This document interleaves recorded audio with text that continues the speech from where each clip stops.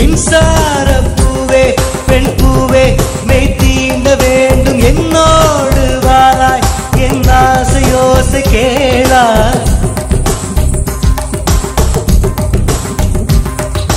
மின்சார பூவே பெண் பூவே மெய் தீண்ட வேண்டும் என்னோடு வாராய் என் ஆசையோசை கேளாய். மாலையில் பொன்மாதினில் நான் துயில் கொள்ள வேண்டும்.